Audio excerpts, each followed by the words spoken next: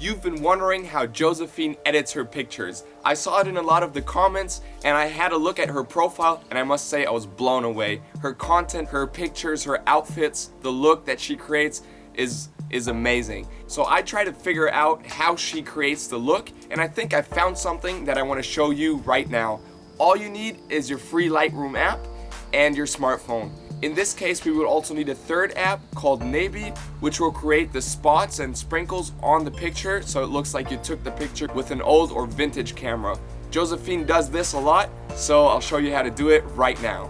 Now, just before we get started, I want to tell you that I have created an amazing course for you guys to learn how to analyze your favorite Instagrammer by yourself and create his look for Lightroom Mobile by yourself without needing me. So just check out the link under this video and have a look at my new course I created for you guys. Now let's get started.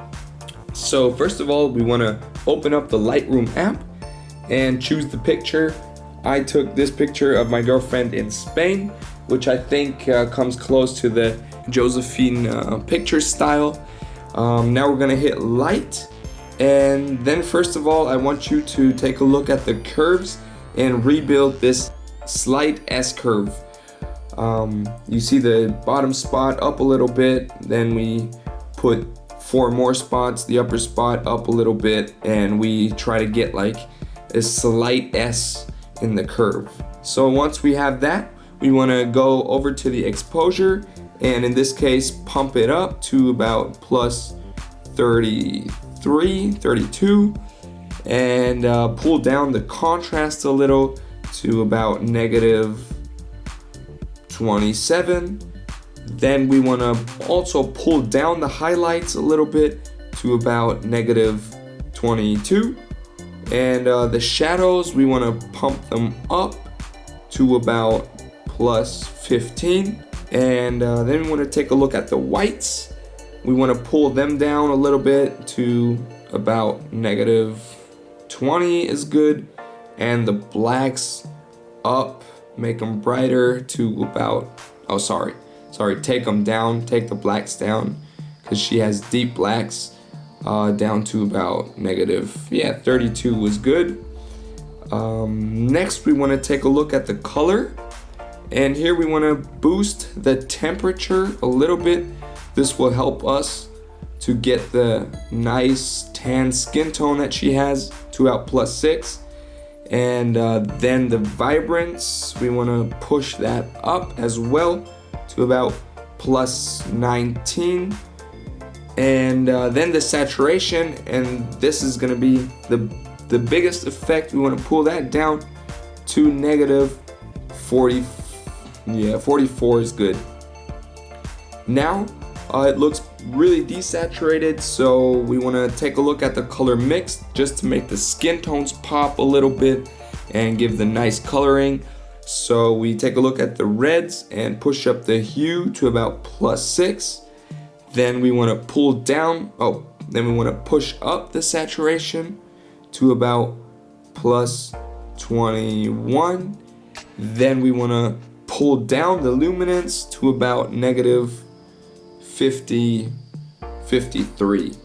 Now the oranges, we want to pull down the hue into the red area to about negative 13. And we're always looking at the skin color, the skin tone, what happens to the skin tone. So the saturation, we want to push up for the oranges to about plus, all the way up, plus 51. Then the luminance, we want a dark skin tone, so we pull that down to negative 50, negative 50 in this case. So we're done with the oranges, we hit the yellows, and we leave the hue as it is and pull down the saturation to negative 58. Now in this case, the background gets a little bright and not so colory, which is what we want to do. So the luminance for the yellows, we also want to pull that down all the way to negative 44. The greens, as so often, we want to pull the hue over to the yellow, and as well pull the saturation down to about negative 56 is good. Leave the luminance as it is, jump to the aquas, and yeah, we don't have to do much here. We can maybe pull the hue a little bit down to -2. Then we want to jump to the blues. Here we want to pull the hue down to -11. Push up the saturation to +27. Pull down the luminance to about -32. And jump over to the purple tones. Pull the saturation all the way down to -100. Leave the rest. Jump over to the pinks. Do the same. Saturation down to -100. And we're done with the coloring. Now we want to take a look at the effects panel that we have. Push up the clarity a lot to about +60, 63, and dehaze a little bit to about -5, -4 is good. And now take a look at the split tones on the upper right corner. The highlights, we want to get the highlights into a nice blue area. So we go to a hue of 225 or something, and it's really low saturation at about 2.